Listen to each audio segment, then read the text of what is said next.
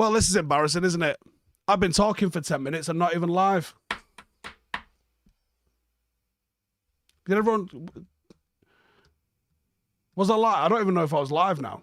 Was I live before and was I not live before? I don't know. Anyway, I've been chatting for 10 minutes thinking I was live. Sorry, everyone. Technical difficulties will continue. Have I got a bit of a smug look on my face? Let me just check. A little bit smug. Don't really like Paris Saint-Germain. Don't really like Poch. Quite chuffed that they're not continuing any further. And can we be real for a minute? Right, no. Okay, clearly, I was not live. Right, so the last 10 minutes, I was halfway through the video, lads.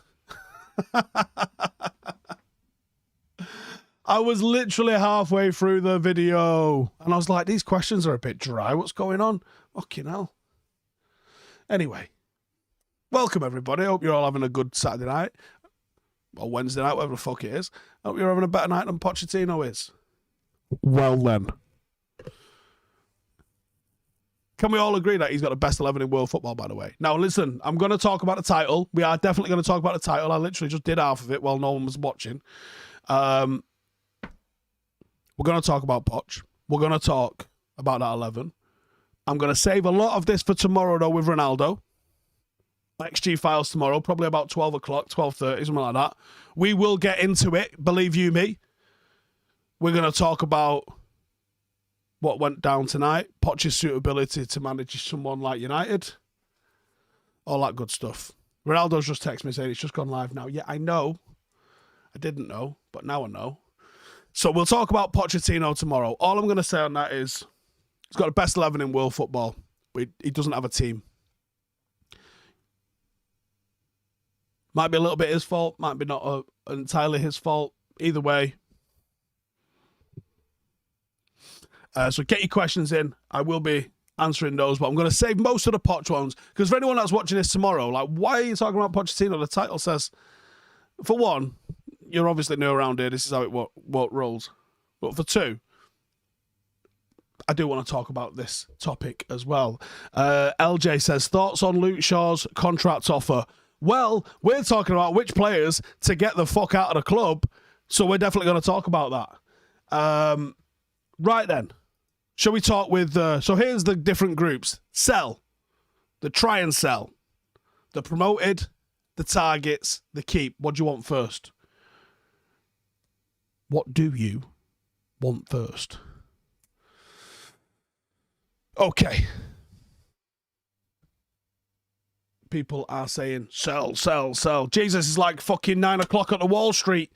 Right, let's get into it then. Here's the sell. So, 10 definites. Unfortunately, because they've all shit the bed this season, you're probably getting about 50 million from them in total. Are you ready for it? I've got 10 on my list of sells, which just shows you the sort of absolute shit state that we're in right now, doesn't it? Here's the sells. Paul Pogba, Dean Henderson, Cavani, Cristiano Ronaldo. Should slow down. Should go through these and tell you. Should we go through it? We'll go through these, all right. Paul Pogba. Why am I selling him? Well, I'm not selling him. He's going for free.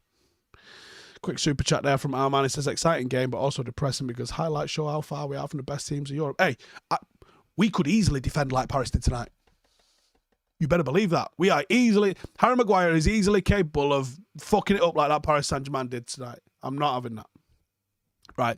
Here's the sells. So sell. Pogba. We're not selling him. He's just fucking pissing off into the sunset. So Pogba, he's gone. Dean Henderson. He's like one of the top 4 or 5 most highly paid goalkeepers in the country. And sell. Buy. If you can get someone to sell him. Ronaldo. For the future of the club, for everything romantic, we have to do it. Hindsight's 2020. If we're not going to be in the Champions League, you go listen to the Champions League theme tune. You're not allowed to listen to the Europa League one. We'll fucking sort our shit out. Go win another medal somewhere, probably Paris. Cavani. Ditto. Clearly don't want to be here at the moment. Fine. Love him. Cult figure. One of the best songs we've had in ages. Don't want to fucking be here. Sling it. Laters. Jesse Lingard. Why we kept him in summer, I don't fucking know. Why we kept him in January is even more mind-blowing. Get rid of him. Andreas Pereira, this one's almost pretty much done. Get out of here. Tuanzebe. Different reasons for most of them on this list. But go. You're not productive for us. Go. This one might piss a few people off. Donny Van Der Beek. Here's something I've not seen for a minute. Anyone moaning about Donny Van Der Beek? Wasn't he part of a midfield that got a fucking pump 5-0 at the weekend? Yes, he was. Wasn't he playing in the 6? Yes, he was. Was he shit? Yes, he was. All right, just checking. Tony Martial. No shocks there. One matter. Maybe a little bit of a shock there. And I think that makes it 10. Matic, I'm undecided on. We've just lost a lot of experience there. A lot of characters there. Matic probably goes as well. Can't play once a fucking month, can you? So yeah, Matic as well. There's 11. Some people saying I'll sell Fred, Jones. Shit, my bad. Phil Jones, get on that fucking list. Forgot he was even alive. 12. There you go. 12 definites sold. Cinnabit. Get out of here. Now, there's 4 that I would sell. However, I don't think you're getting rid of these players. Someone just mentioned Bayer. Yeah, fuck it. Bayer can go now. That's 13. I would sell this 4, but I don't think you're getting a buyer from them. Super chat here from Susuno says, much love from California. Enjoy the content every day. Been a fan since Chicharito joined. Been a pain ever since. Arbis says, Steve, Wagwan Steve, did I catch the Youth Cup semi-final victory? What a player Mino and Garnacho can be. Yeah, and shout out to McNeil, Drosden's finest. Rassing it up again. United are going all the way. It's been a minute. It's going to be emotional. Right, so these 4 I would sell in an ideal scenario. That would take our sales to 17. And actually, what are you really noticing out of the first team there? Pogba, Ronaldo. There's not a lot of appearances in the rest of this list. So the 4 I would sell. Now, yes, Maguire's got a lot of appearances under his belt. Wan-bissaka, a lot of appearances under his belt. The reason they're in the ideally sell is I don't think anyone's fucking coming in for him. Unless you can do some absolutely mental sort of pitch to Newcastle about why they need to come in and sign these players. Who the fuck is signing these players? Ever seen Grimaldo from Benfica? Rapid left back. We're not buying a left back just yet. Let's finish the other fucking weaknesses for sure. Yeah. I do know of an agent who I jokingly said something to. They just signed a player, and he said, gonna try and get him on a higher wage. And I said, what are you gonna do, just fucking ring Newcastle? And he went, yeah.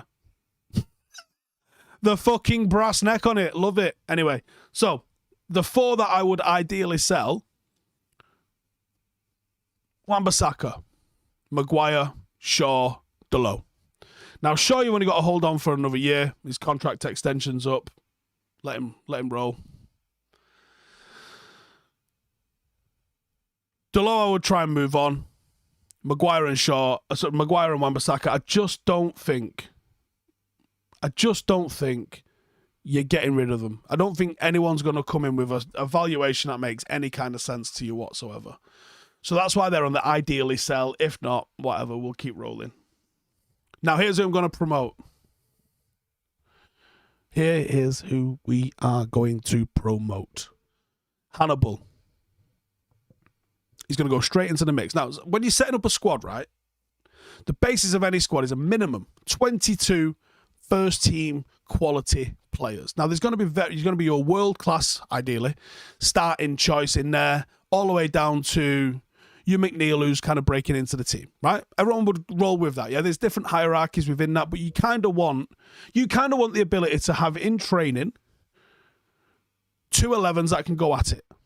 because that gives you realistic game scenarios that makes it difficult. You listen to any of the great United sides. These are the little nuggets that I like to pick up from my own coaching. We train with our reserves.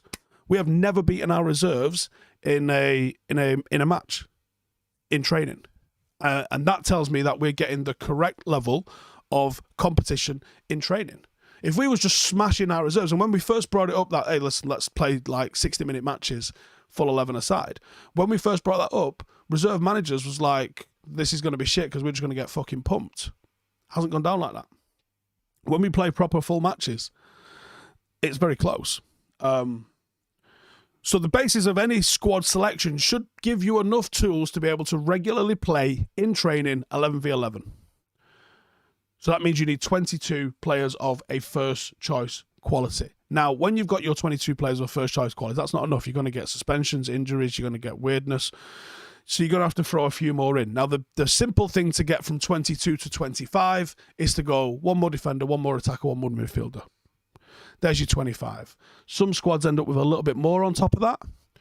But if you listen to, like I was saying, some of the golden nuggets that you'll pick from any of the players, Sir Alex Ferguson, this, that, and the other, Roy Keane especially, he says the hardest games he had every week were in training. Tuesday morning in training.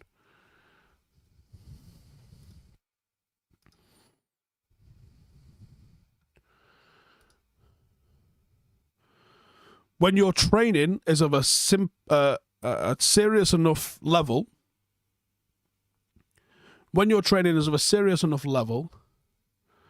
then you can really start to work on game-specific things, and it eliminates bullshit. If you can have bullshit opinions, but they don't survive past proper testing. If you've got a good 11v11 going on in training, that we like to have, then you can have serious training sessions where you test your bullshit theories. Can we play like this? Actually, no, we can't. Can we play like this? Actually, yes, we can. There you go. So you add in one more midfielder, one more attacker, one more defender, gives you your 25. So that's the basis of where you're trying to look. Jenny Starr says, to compete at the top, you really need top 10 player in their position in the world for every position, a few top fives. How many teams have top fives in their position, though? I don't know if that's true or not. I'm not sure that that's true, to be honest.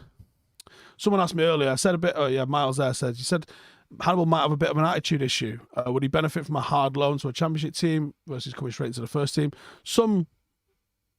We'll see. Anyway, I'm gonna crack on with who we promote. So Hannibal, I am gonna promote him. Yes, I have heard some things that I'm not entirely happy with. But we'll give the guy an opportunity because I think he's worth an opportunity. We're also promoting Garner. I don't think Garner's good enough to start week in, week out, but I also didn't think he was good enough to start week in, week out in the championship. There's a rawness to his game. He's not been flawless. He's been very good. What we're hopefully going to see with him is another progression and have him elevate his game even more once he gets to the Premier League. But you almost have to start your learning again and establish yourself in the team, then establish yourself as a good player, then as one of the best in the team. That's the sort of process that you've got to start going through. So both Hannibal and Garner, they should be sitting there with the attitude of, I'm here to get minutes. As long as I'm getting minutes every month, and it might be 5, it might be 10, it might be 15, then you've got to work your bollocks off in training the way Alanga did. Turn up for those Tuesday morning 11 asides like it's fucking Champions League final and fucking launch someone. Jacob says, I agree with you that we need mass sales, but the board can't do it. We couldn't even sell Lingard, much less Jones, Maguire, blah, blah, blah. Yeah. But I'm saying, this is my list. This is what I would do. Or this is what I would attempt to do. I understand getting rid of 17 first-team players in one foul swoop might be a problem, but I'm going to be honest with you guys. Are we winning the fucking league next year? No, we're not. So why not rip the fucking plaster off now rather than just slowly say, nah, get the fuck out, fire sale time. Fergie did it when he first came. Sell these at any cost and we'll play the fucking youth, right? It takes balls to do that. Martin Edward had big old fucking balls. Fergie had big old fucking balls. This bunch of cowards at the moment, it remains to be seen whether or not they can fucking do it. Anyway, Mengi. Have you seen what this motherfucker's doing? Mengi's in the mix. Bernard's flown under the radar a little bit, but he's become an absolute cult hero at Hull. Again, minutes. Can you come in and give us minutes? Mengi and Bernard. And then with Laird and Williams, you've got an entire young backup back four. Williams, Laird, Bernard, Mengi. When you're training, them four, go and stand over there, put a yellow bib on. You are the B team. You need to start taking this lot's places, whoever this lot is. Alanga, who's probably already made his step up now and probably is considered as a first choice, or first team member at least, if not a first choice one. And then finally McNeil. And again, McNeil's going to be playing a lot of football under 18s, but as long as he's getting minutes every month, 5, 11, 41, whatever it is, as long as at the end of the month he goes 26 minutes, that works. Transfers then. And then I'll talk you through the entire squad and how the makeup of that squad looks. I haven't got a graphic for it. We can talk about it, though. So, right back, I'd like to bring in someone like Selick. He's going to cost somewhere in the region of about 40 mil. And I think he's got everything that... And a gettable right back would do for us. I'd love a Kimi. It's going to be 80, 90 million. It's not going to happen. Centre-halves, I think you could get Schlotterbeck. I think you could get Akanji. I think they're going to cost you 50, 60 million. And I think either of them, Akanji's got a little bit of an injury issue, but either of them would be good. Schlotterbeck or Akanji at centre-half. For my midfield option, yeah, you got Chimeme. I don't know what sort of value you're going to get out of him. I think Kamara can do a job on a free. I'm trying to taper this. This isn't just like Fantasyland, yeah, let's spend 900 million. This is like, we're working with the fucking Glazers. I'm going to have to get a free transfer in, otherwise I'm not going to have it. Yeah, we might be getting a lot of wages off the wage bill, but this is what I want to go with. My other central midfielder, Yuri Tillman. You're going to pick him up for 25, 30 because of the contract that he's got going on. And then your big money signing, which is still only like 60 million because of the release clause of one of them and just the relative value of the other two. But one of these three, like I mentioned today doing the Nunes video, there's so many good players out there. I'm going to keep doing these. I'm just going to keep fucking banging them out until we get one of them. But there's loads of good players that are out there that would improve Manchester United. The same in central midfield. I could probably tell you 6 that are gettable that we could probably improve central midfield with. But we'll go with Kamara because he's free. And there's probably 900 centre forwards that you could get. But these 3, I think, are all going to cost you roughly 60 million because of the release clause on Haaland, who's one of them. So Haaland, don't think we're getting him. Think he's going Barcelona, but, gettable, probably, and cheap. Jonathan David, maybe he's probably the lower on the list of the 3. Or Darwin Núñez. I think all 3 of them offer something that United need and something that United could utilise. And I think all 3 of them suit the Premier League very well. And I'll take any of those 3. So what does that mean now then? So probably getting about 50 million with those sales at best. Matthew Cook said, dude, this is what the best transfer strategist interviewed. They'll never let you be sporting director, but the club need to think like this. I mean, it's easy for me because I haven't got the fucking responsibility of doing it all, have I? But, this is what I would like to see a club of ambition do.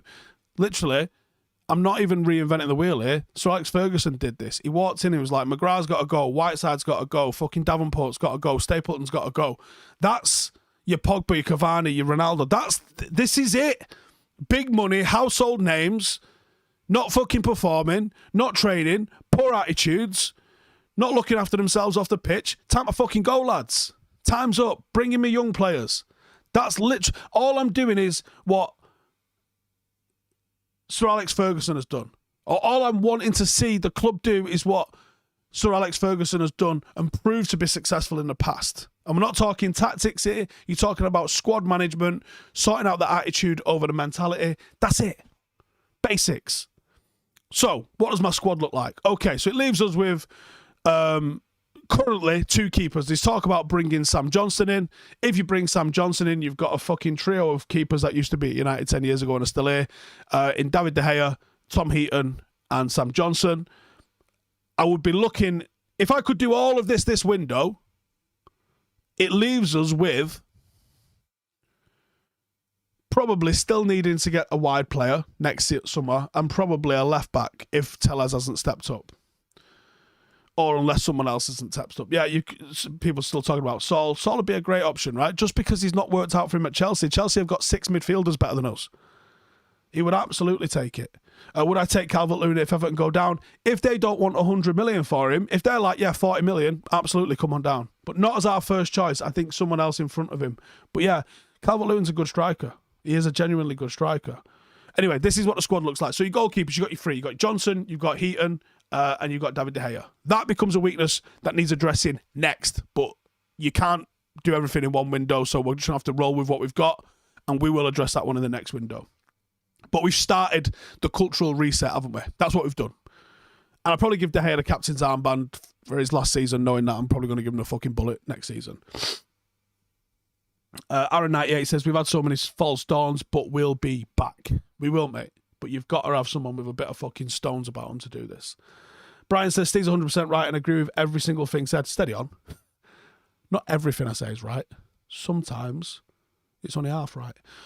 He says the team needs a complete overhaul. Clayton says Calvert-Lewin and Tammy Abraham as partners up top sounds tasty. I think that's a low ceiling. I think both of them would be decent, but I'm not 100% sure. The Lewandowski rumours, we will talk about those tomorrow. Anyway, defenders. So what does our defenders look like then? What does our defensive unit look like? Now, I think we would go into the season with this as our first choice defensive squad. So let's say we sign Schlotterbeck because he's my flavour of the month at the moment and I like him. So we're bringing in Selic, right back. Tellez will be our first choice left back. Varane and Schlotterbeck, both of them can defend on a halfway line. Both of them can defend 1v1. Both of them have got a ping in them. Both of them can play out. Both of them probably look after each other. He's 6'3", he's hard. You've got Varane alongside him.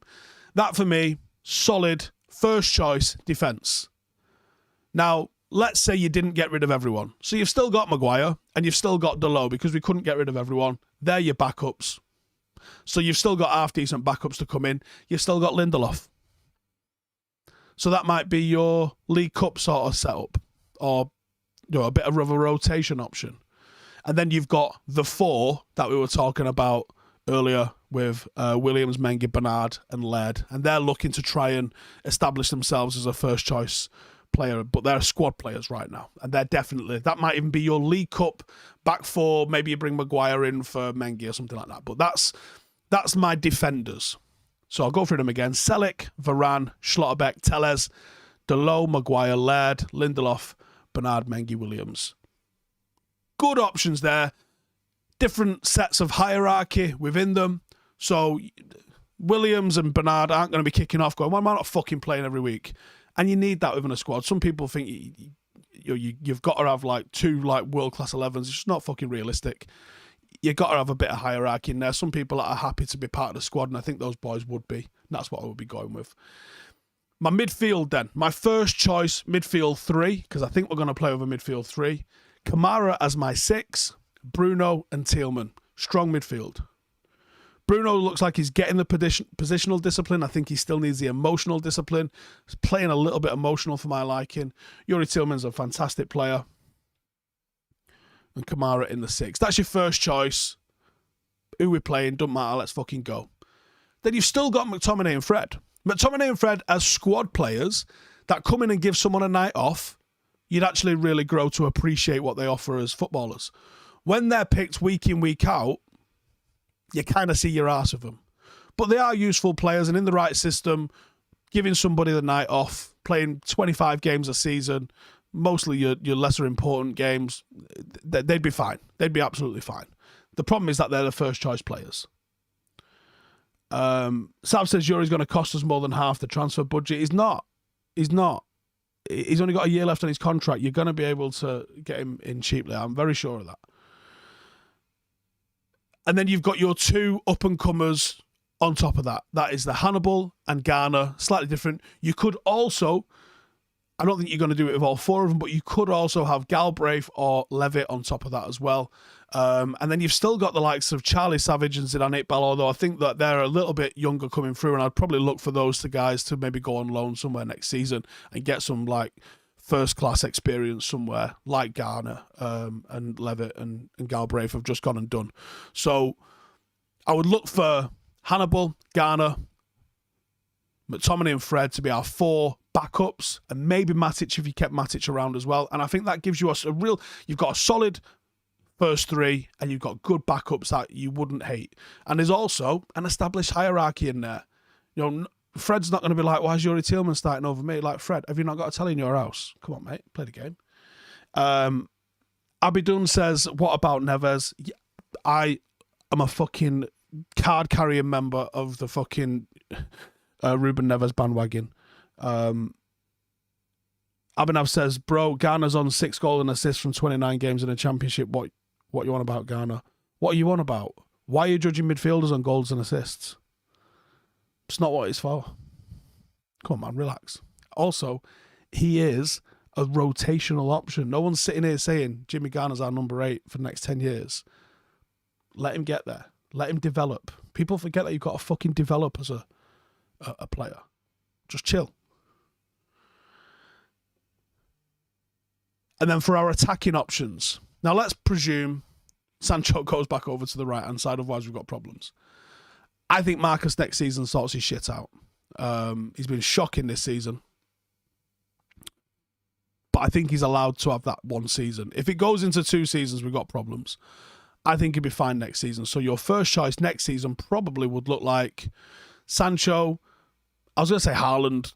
It's not going to be Haaland, is it? Let's say Núñez. Let's say Sancho, Núñez, Rashford as your forward 3. If it's the Rashford that's been productive, bringing in 30 goals and assists, we're all good. Otherwise, that is the next weakness in the team. But then you do have your backups. You've still got McNeil. You've still got Alanga. You've still got Palestri. You've still got Ahmad. You've still got all these potential options in the mixer there. McNeil, I would expect to get very few minutes, but I would want him there as part of the first team squad somewhere. Now, I would say that if there's no injuries, you're all right up front. But I'd say you still look a little bit lightweight up front. Maybe that's just because I'm a little bit... Imran says, stop making excuses for Rashford. I've literally just said he was being shit. I think we're probably still a little bit weaker up front, and that's why someone like a Tammy Abraham or a Calvert-Lewin that would come in and be a different option to what we've got in terms of a bit of a battering ram sort of centre forward, I'd be very, very happy with. And the fact that Núñez can play off the left, if you did bring Calvert-Lewin in, for example, and you had Calvert-Lewin, Núñez, Sancho as your forward 3, it's a very good Premier League one. Is it quite enough to go and actually do things in the Champions League? I think it's a little bit off that. So I think you'd probably still look to bring somebody in. But I think for a start of a cultural reset, you're halfway there. You're bringing in some good characters in Schlotterbeck, in Kamara, in Núñez, in Tillman. I think you're bringing in some good characters there and you're getting rid of some of them. So that's what I'd be down to see. That's what my thoughts are. You lot get your questions in. And let's take this off-road and make it weird. James O'Brien says Godfrey from Everton, if they go down, will be a very good shout, underrated. Godfrey's had a poor season this season, really poor. He's been shy actually at times, but I think he's got a serious ceiling, serious ceiling. I think he had a bit of trouble getting over COVID, but yeah, I would definitely be looking at Godfrey again. He's another one where you go, I don't think this is necessarily a skill set issue. Like I look at Maguire and I go, it's a skill set issue. He can't play what's being asked of him because he's not set up to play these things. Whereas with Rashford, with Godfrey, and there's some other players that are having poor seasons, you go, this isn't a skill set issue. This is a form issue or a mentality issue currently at the moment. And those things can be fixed. Miles says, thoughts on Dijk or Diaz from the Championship to pad out the depth at striker? I mean, I've seen some people talking about Mitrovic and things like that. And to be honest, I was like, you know what? I do think the Championship's a suitable league, but I think with how far off United are, I don't think I'll be going. Jake says Conor Gallagher from Palace very good this season. Isn't it on loan from Chelsea? He'll be in the Chelsea first team next season. And that's another example just how good the depth is at Chelsea. I mean, their loans are outrageous. Duad says Nunes, Tielemans, Selic, Kamara, Schlotterbeck actually seem doable if we rid of the Deadwood. How about Rafinha on the right or any other alternatives? If Leeds go down, it'd be well worth trying to get a tug of. You buy anyone from the Premier League, you get fucking ruined for it. It's not good. Steve Ten Hag comes in. Would you be happy if he brings in Gravenberch with him? Yes, Gravenberch. I've just done a video with Anton Ferdinand talking. It's called Secret Scouts, a video series that we've got coming out, and we've spoken about Gravenberch in there. Good player. Does anyone know what the date is of the Youth Cup final? I believe it's at Old Trafford, but I'm not sure what date it is. Alexis Lewis says, what about Shola and Ahmad? I did mention Ahmad. I think Shola's a little bit off it just yet. Same with Hugo. I don't think he's got quite the level of McNeil. But all of them lot that are graduating out the 18s, get them on loan. Go and see what the crack is. James O'Brien says, Rudiger on a free is surely worth trying. Yeah, but I think he's sewn up for Real Madrid. I think they're going to assemble a Pogba, Rudiger, Mbappe free transfer frenzy, which is fucking madness, isn't it? Anthony says, when I saw UK soldiers were going to Ukraine, I thought we wouldn't be seeing you tonight. Them boys are going to be in the shit in a big way when they get home. I'll tell you that for free. Van Bungo with a super chat, thank you, brother, says Palhinha and Neves for me so we can have a glorious Portuguese midfield trio. Interesting. Fadil says Brandon Williams needs to be given his chance. I think the character of Brandon exceeds his abilities, but I agree. You do need some character in there like that. Jason Lee says, Steve, what's your opinion on the very good players with the possibility of some great players at the club only missing? Is there not been a manager in place to develop them? I'm not 100% sure on that. I think the players have got to take more responsibility. I believe it's an American thing where it's everyone thinks it's so coach driven, but it's a lot more player driven football. Because of the sheer amount of decision making, you can be a lot more coach driven when you can do a lot more set play heavy type stuff. So American football lends itself well to being a coach driven thing. Basketball lends itself well to being a coach driven thing. Football being such an open skill set with so many variables means that it's on player decision making. Yes, that can be enhanced. Yes, tactics can develop that, but players run football way more than a lot of other sports, and it's getting the right characters. I mentioned this on Instagram earlier. Players pick the team, right? A lot of people don't understand what I mean by that, but players pick the team based on their performances, based on their attitudes, based on their everything. Players run training.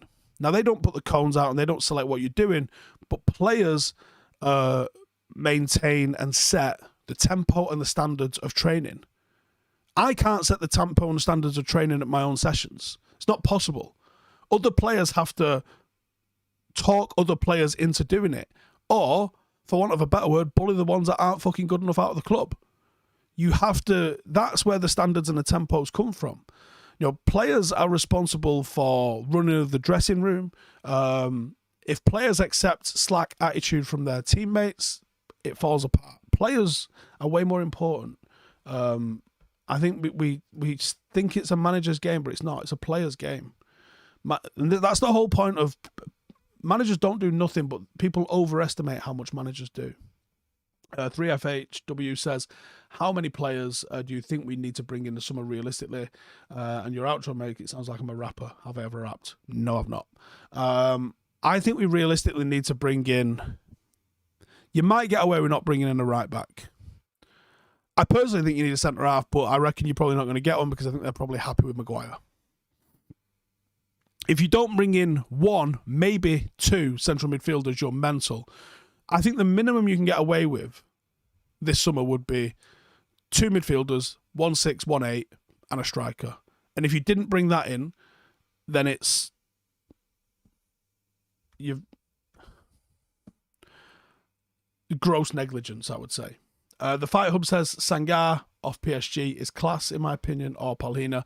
Palhinha's had a few tonight that people are loving. Daniel Farr says Poch gone by tomorrow, United by weekend. I fucking hope not. We will talk about that tomorrow with Ronaldo on XG Files. Probably about 12:30 tomorrow, so tune in. Off topic, but could we have my England 11? I don't give a fuck about England. There you go, there's my England 11. What's the budget for those transfers? Oh, yeah, I was going to say that one. So I think my total net outlay would be 135 million. Not including agents' fees. Or my fee. Loki says NFL is just a coach moving players to a pattern. Madrid won 3 Champions Leagues in a row because they had better players, not because they had better tactics. They had a good mentality. That can help you in big games like that. Chris says, what about the Richarlison rumours? Could be a good option from the left or through the middle. I find them interesting. The timing's interesting too. Grandad Benzema and Modric still going in 2022. Who'd have thunk it? They're flying, aren't they? Super chat here from Matthew Cook. He says, we need Keane to be a one-on-one coach for the most aggressive midfielder in the youth. Keep them away from everyone and let them loose on world-class carnage. 9 Yard Song says, that's the problem, thinking it's a player's game rather than a manager. This is why we're in this shit. No, it's not. It's literally about recruitment, and it's recruiting the right players. Do you think you had to motivate Roy Keane or Brian Robson or Vidic or Rooney or Ronaldo? No. You had to keep them happy enough and get enough minutes, and that was it. Yes, there's tactical things they're going to be shown. Yes, there's things that they're going to be asked to do. But for the most part, if you ain't pulling it up in training, it's not Fergie getting onto you. You're going to have to fucking make eye contact with Roy Keane. He's going to bark at you. This is what I'm saying. It's people literally misunderstand the whole thing of this. Players run football, and sometimes they run it wrong, and it's a player's. There's too much player power, but it's the players that have to run the game. The problem at United is that it's players running it wrong. Players are allowed to get away with fucking murder. Brian says, superb work, Steve. Very funny. Honest as always. I love the idea of bringing in the youth. How much do you think we could get for our Deadwood? I reckon about 50 mil. Not a lot. Probably. Pinch Weasel says I'd have Roy Keane as manager and surround him with top coaches.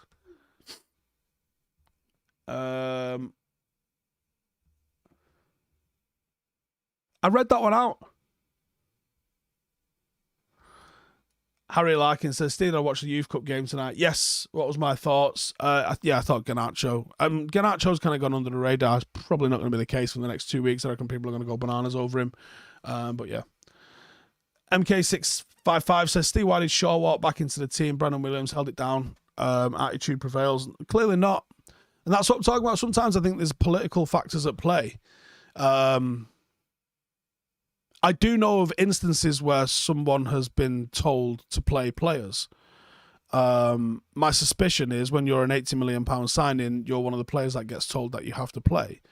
Unfortunately, academy players, they lose out in this in a big way, actually, because there's no value around them,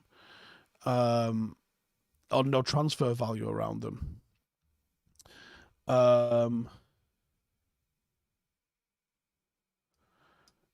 Hang on, I need to address this here. So 9 Yard Song says, exactly why we're in the shit. Players are not motivated, lack of heart. Liverpool players don't run their club, nor City's what makes us different. They fucking do. Jordan Henderson literally runs Liverpool. Literally. I don't rate him as a footballer, but he is a captain. James Milner is a fucking captain. If you're not digging it out and you're not doing what you're supposed to do, they're going to fucking pull you up before Klopp gets anywhere near you. This is the misunderstanding that a lot of people don't get. You're obviously not getting it. He's saying City don't run it yet. They do. The leaders at City are there. There are leaders in that team. I think it's less obvious in the City team, I think, who's pulling the strings in there. But it's still on the players. Now, Pep's obviously a very forceful character and a very animated and very involved coach. But if the players aren't capable of doing it, he ain't going to do shit. You have to delegate that stuff to the other players. MJB1 says should have got Hakimi when he left Dortmund. Yeah. 9 Yard Song says Jordan Henderson, how? Mate, just go do some research into this. Literally, go do some research into this because you're not getting it. Would I take Dembele for 25 million? The one at Barcelona? No. Please stop repeating the same question. If I've seen it and now I'm just not going to answer it if you just copy and paste it. I should have put it on slow mode. Who do we get in as leaders of the squad? See, now that is what I can't tell you. Now, from what I can gather, that's what people are talking about Declan Rice as. Yeah, Daimler said, even Rio said it. I mean, I think he said it on Monday. Players run the dressing room. Oh, Leon Striker Dembele. Yes, I do like him.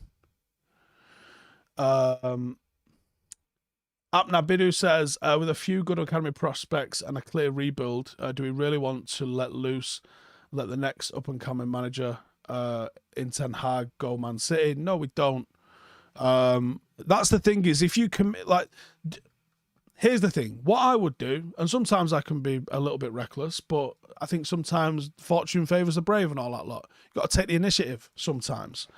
And I would want to take the initiative. And I'd say, right, you almost have to come out and say, look, we're going to do a cultural reset. We're going to do a big fucking fire sale. And we're going to put our faith in the youth. And we're going to come back stronger. And you might even have to come out and ask for a little bit of patience and say, look, we're going to do a rebuild here and we're going to put our faith in this guy. And you're going to say, right, we're going to stick with this guy. Marty Smith says, Steve, so percentage-wise, how much of the game is on the players versus how much on the manager? I think it's 80% on your players. I think the 20% is on the manager, probably. Something like that.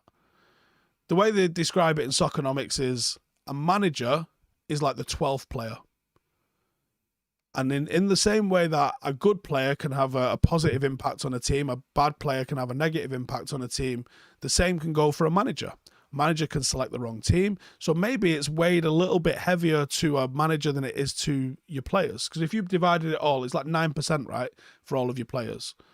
9% every player puts in. Well, if I said, all right, if you said, do you know what, the players make up 80% of it between the 11 of them or the 14, 15 of them that are coming off. And then your manager gets 20%. So I'll weigh it a little bit heavier to the manager because the manager can make some decisions that are just completely fucking bonkers. But the terminology in Soccernomics is most average. So here's the thing. If someone's proper dog shit, they're an outlier. And if someone's amazing, like Alex Ferguson, they're an outlier. So your outliers, like your Michael Jordans, right? If you said the average basketball player contributes 20% to their teams, 5 on a team, you'd go, okay, yeah, that makes sense. But what about Michael Jordan? Well, Michael Jordan's a fucking outlier. He probably contributes 50% to his team. The other player's still going to help Michael Jordan. If Michael Jordan played with fucking me, Joe Smith, and Adam McCullough, he ain't winning shit. He has to have the other players around him that are going to help him achieve that, but he might take a bigger percentage of it because he is an outlier. And the same way that a bad player might contribute more because mistakes are a problem, like a bad goalkeeper might contribute more than a bad left-back, for example, or a great centre-forward might contribute more than a great left-back because of the nature of the way goals are scored. I don't think you can have a formula that applies to every single team in every single scenario. In some instances, the manager will be very powerful and have a big say and a bigger impact. And in some, where you've got a very good 11, that's maybe just maintaining success. The example they use in Soccernomics is Leon. Leon won 9 championships on the bounce with 4 different managers. Did they happen to appoint the 4 best managers in the world at the time? Or was the team that good that a competent average manager can just keep them winning? It's the misunderstanding of language that people fail with sometimes. The logic's there. People just want to just fucking take extremes because they're fucking thick. Super chat here today from It's North OMG says, today I witnessed Poch win a tactical game against Ancelotti yesterday, yet again. Too bad the PSG players are just as weak as United's when facing a tough period in the game. I disagree that he won a tactical battle. I saw mistakes from PSG players, yes, and those should go down as individual mistakes, but I also saw overcommitments at times. When they were up in the game, why were they continuing to push and why was they still playing such high lines? I can't agree with you that he made. Look how high the line was from when they broke through for the goal. Like, I can't agree that it was a good tactical performance. I can't agree that.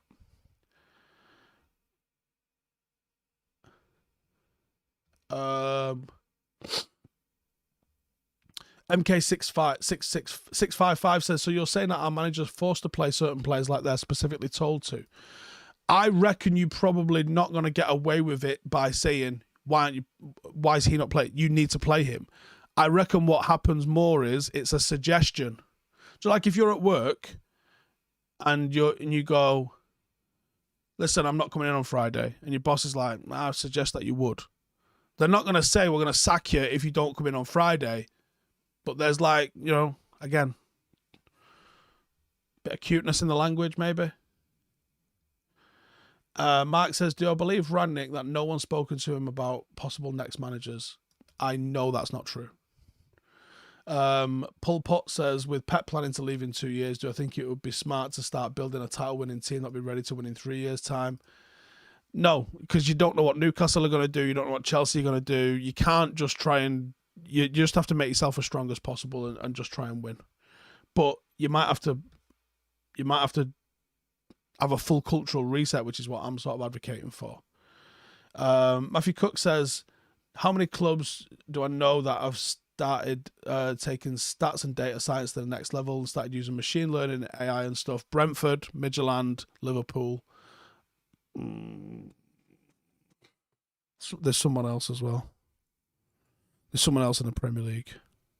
Can't remember. Brighton? Might be Brighton.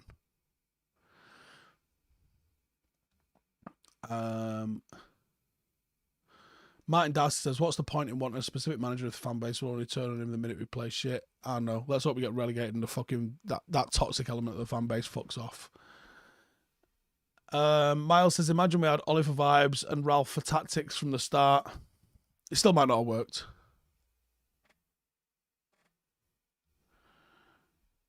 Did Ollie actually sign Van Der Beek, or was he just not impressed by him? I don't think he signed him.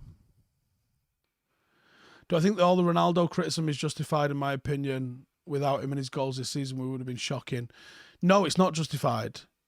You can say he's not playing well because, Jesus Christ, he ain't playing well. But you can't be like, we should never have signed him. Okay, we never would have signed him.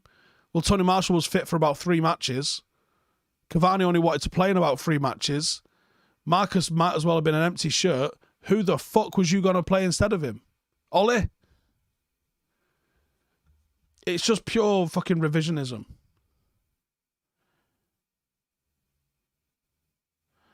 Jai Gill says, if you're taking Ten Hag, who is he taking with him?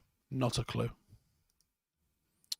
Grant says, I'm studying data analysis in the US at college, hoping to get with a European team at some point. I would tell you, mate, the best thing that you could do is do something uninvited. So, create a data point. For example, one of the relationships that I've got with a player is because we did some work for... a player where we did some data analysis on him and sent it to him. And that's why I have a relationship with one of those players, because we just did it uninvited, and it was legit good stuff that he'd learned. You'd be amazed how little that clubs do for their players outside. I would imagine top clubs, if you want to know anything about your stats, there's a guy there, right? That'll sort you out. If you want to know anything about nutrition, yeah, well, there's a guy here. We've got that. Don't worry about that. If you want to know anything about strength and conditioning, yeah, there's a fucking team of nerds here. Go speak to them. We've got all the best equipment. It's not the case. It's not the case at all. There's some stuff I know we're doing better at my level 13 fucking pub team that top flight teams are not doing for people who are playing in the first team. And I wish I was exaggerating or joking, but I am not. I promise you I'm not. And it's wild to me. Now, I don't know if this is the case at all clubs or if it's just the case at the one we happen to support. But it ain't fucking good.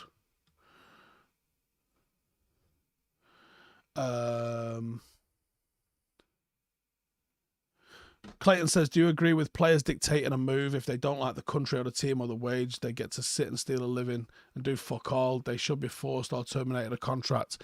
Yeah, agents are going to pull their faces at signing this. But yeah, if you fucking effectively go on strike, here's the problem with that as well. You've got, did I see about Everton getting points deducted? No.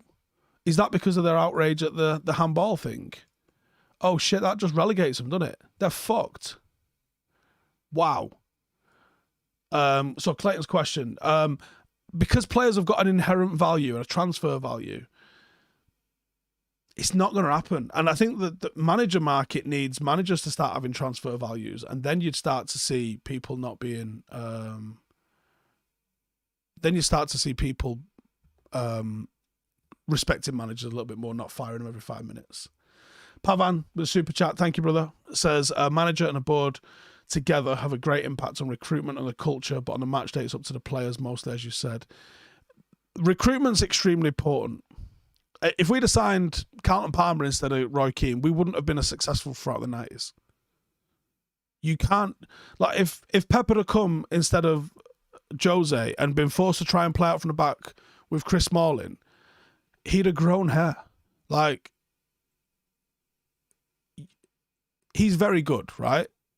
It might end up being one of the best in the world ever, right?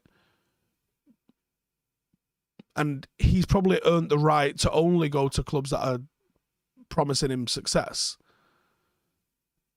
Oh, it's due to their expenditure. Oh, financial fair play with Everton. All right, gotcha.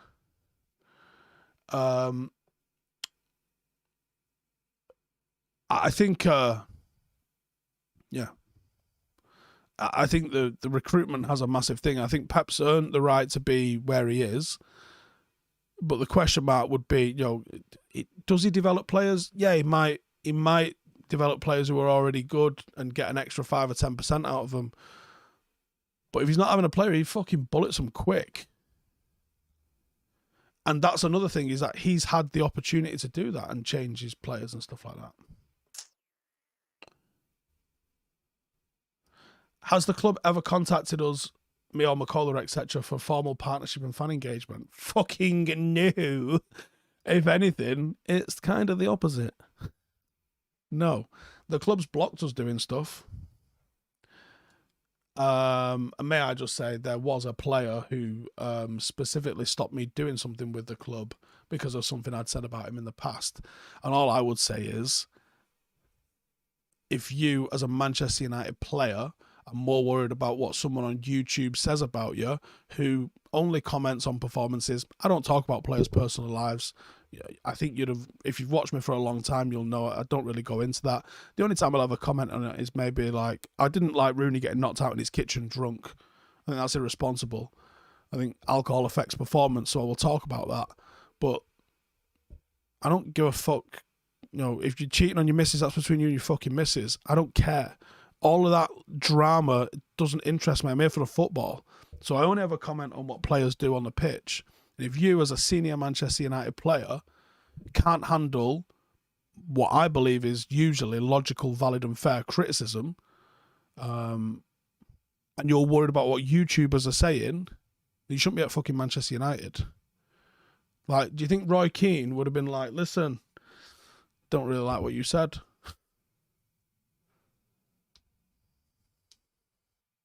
So, a lot of people guessing and a lot of people getting it right, I'll be honest. Oh yeah, I did talk about Chris Smalling's veganism. Yeah, maybe I crossed the line on that one. But also, that came from his fucking missus, right? There's no man that's ever woke up and gone, I'm going to eat fucking quinoa today. That always comes from their bird. Always. Andrew Renshaw says, Steve, check Madrid's on Twitter. Apparently PSG owners had a meltdown. Oh, did he now? Who's the closest player to Roy Keane in the modern game? I don't think there is one. Tom says, don't have to say which, but no. Roy Keane tried veganism. I don't think he tried veganism, was it? I don't think Roy Keane tried veganism. He went bananas on his diet and he got extremely lean. This is like 2002, wasn't it? Do you remember? Saul says, if you could have any non-United manager ever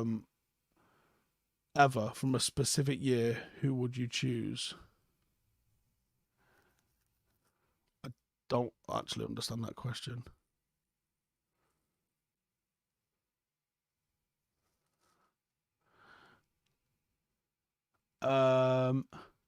Verratti is a weak, someone says. Verratti's a fucking baller, isn't he?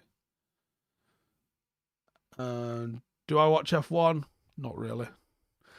Blatt says, I served Roy Keane a cold pot of tea when I was 18 in my first job. Shat myself. Colin, Roy Keane's mother was the one that told him to stop messing around with his diet. There you go. How do I think Sven would have fared if Fergie retired in 2002? Fucking badly. I don't think we'd have had the 2008 Champions League. If I could swap Maguire for Smalling, would I? Oh, would I? It's Clough, says Token. Yeah, it is Clough, innit? Yeah, sorry. Would I swap Maguire for Smalling? Here's the thing, right? Smalling's playing out ability made me want to fucking punch a toddler. But he's better defensively. He's much better defensively. Like, a real fucking upgrade defensively. Ooh, that's a fucking tough one, that. I'd lean towards Smalling, actually, because I think he defends better 1v1.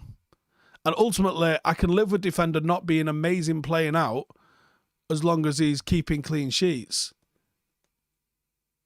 You got to think what the first part of your job is.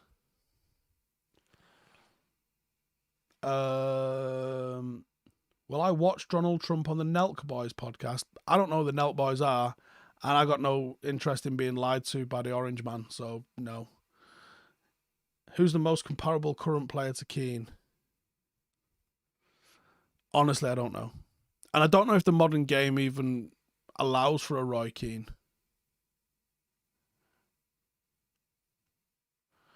Juan Martinez has tweeted you a promising study on tinnitus. Really? I'll have a look at that. Thank you. As I'm sitting here with my ears going. Someone says, how have I lost weight? Yeah, 42 pounds. It's not bad, that, is it? Still a long way to go. I went for my MRI today. It was an hour and a half I was in the MRI machine for. My Whoop watch thinks I had a nap. And they put some ear defenders on me. Because MRIs are loud, aren't they? And I just kept falling asleep.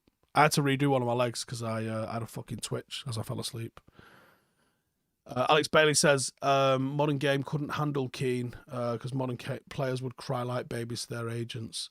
Yeah, I mean, I was having a chat with Steve went vegan to lose the timber. Just wouldn't say. I fucking definitely didn't. What's my weight target? I think about 220, 215 maybe, something like that. Do I follow a push-pull leg split? Yes, I do. Would Fredo McTominay get into any other midfield in the league? Not outside the top. Certainly not top 10. What diet am I doing? I'm not doing anything on my diet. I'm doing the Red Bull like you bet me I couldn't and kind of eat what I want kind of diet. So which people don't want to hear, do you? All these fucking Instagram influencers, like, oh, it's fucking 80% diet. Start. Just fucking go run around a bit, right? Just go. Do you know what it is? And this is going to seem, you're going to sit there thinking, is the fat guy really giving me fitness advice? I didn't always used to be fat. You know, I was in the army. I played rugby to a good level. Yeah, and like Janine says, Steve can't fucking diet. But do you know what I can do? I can go to such a fucking dark place when I work out. But here's the truth. I go to such a dark place when I work out that I break myself and then can't work out for a couple of weeks. And that's what's fucked up my consistency. And that's why I put a load of timber on. In a nutshell. I go to such a fucking dark place that I just fucking get after it. And it does it. My diet hasn't changed since I was probably 12 fucking stone and had abs. Right? Really? Apart from the Red Bull. Do you know what I mean? You just got to fucking beast yourself.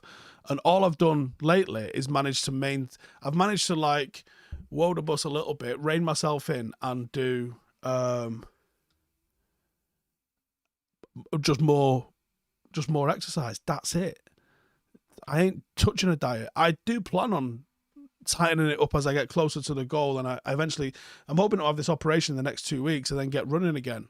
Once I've done, here's what I used to do, right? And here's why it didn't work. I'd go, right, fuck it, sick of being massive. Let's get ops shredded going on. And I'd say, right, strict diet. Let's do fucking rice and chicken and salad. And I'm going to fucking destroy myself in the gym. And then, because I go so hard, I might be in 1,000 calorie deficit on food and 1,000 calorie deficit on exercise. And then my body breaks down because I didn't have enough calories in me to fucking stay alive. And I do 2 or 3 days like that. Then I get like the flu. And then I'm fucked. And then I'm on the pizzas and I'm on the beer and I'm not fucking exercising again. So all I've done this time is, right, I'm not going to touch the diet. And I'm going to keep drinking Red Bulls. And I'm just going to try and maintain the exercise without doing anything to my diet. Because if I can maintain the fuel and I can just start chipping it away with a bit of exercise, and sometimes I go bananas because I catch my eye in the mirror and call myself a fucking pussy and then I have to get after it. And it's worked. 40 fucking pound in 6 months. It's not like it's just been fucking some sort of crash diet that's just gone mental. It's been 6 months. It's been consistent, and it's been something that I've stuck to. And the consistency is what's done it. Dan Dugout says, need to bring a fitness DVD out like the Slebs. Yeah, it's an absolute seller of 13 copies. Andrew says, that's facts. In the army, we'd scran anything, fry up in the morning, everything and anything. Leanest I've been. All depends on the work you do. If you're getting after it every day, just eat what the fuck you want. The problem is when you start riding a desk and sitting down for a living and aren't getting chased around the fucking woods by a load of other blokes. That's when it changes. Ragnar says, what I like about Ralph is even though United will probably not end up in the top 4, he's exposing the players in the team, dropping those not performing, excluding Maguire and Fred. Well, he has dropped him, hasn't he? Do I know a Faraz Zahabi? Yes. What my thoughts on him? Genius. Oh, this fucking laptop's dying, innit? Jesus Christ. Tried a sauna. It's great. I don't know. Ask Joe about what happened when he Googled saunas.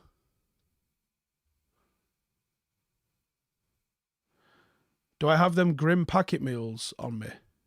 What, ration packs? I don't have any ration packs. I left in 2009.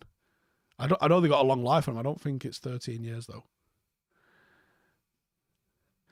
Ed T says, regardless of diet and working out, I really need to cut out the Red Bulls. Literally one of the worst drinks in the world for the insides. I know. Relax. Do I practice BJJ? No, I haven't for a minute. Buy a new battery. It's not about the battery. It's that power heavy to broadcast through your laptop. I normally at work I do it on either a MacBook or downstairs, not a MacBook, an iMac, or downstairs we have like PCs for them that it does it on.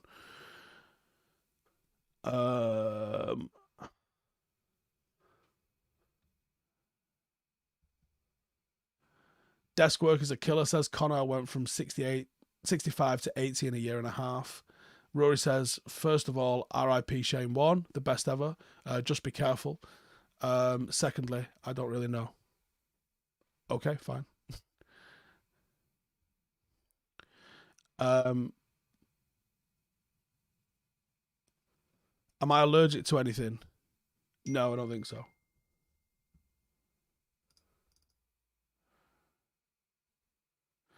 The wife's sending me pictures here now. I think are killing the computer. I can't open it. It's gone. Get a sit-stand desk. It helps. Fuck you. I'm not doing that. I want to sit down. I've read that one out. Pay attention. JB says, put a stone on during COVID. Jesus. Am I worried if United get Portugal spend 150 million on Harry Kane? Well, if you've only got 50 as a budget, no. Do I reckon Kane stays at Spurs? Yeah, I think he could. If we win the Champions League somehow, will you shave your beard? I'm not committing to that because I don't want to shave my beard.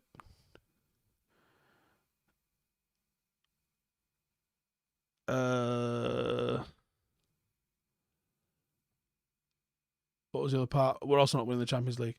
Brian says, class act, fair play. Cheers, mate. Inspiration in a minute. Can I ask thoughts on Goldstein's failure opinion of Lamps and Cundy bias? I haven't. Oh, I don't know what Cundy said. I can imagine he's been biased to his mate Frank Lampard. But yeah. Do I think I'll go through withdrawal symptoms when I cut out pizza and bread? I'm probably not going to cut it out. Megaloman says Poch got sacked. He's probably not, has he? Ugliest United player of all time. Doesn't matter, does it? Because they got to play for United. You'd take it, wouldn't you? Colin says Columbia, class song. Class song.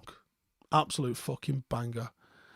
Right, this shit's fucking dying. I'm going to have to invest in a computer here for at home, aren't I? Because especially when I start doing this operation, it's going to get absolutely bonkers. Cheers for tuning in. As always, everybody, nice to have a long chat and long Q&A discussion with yous.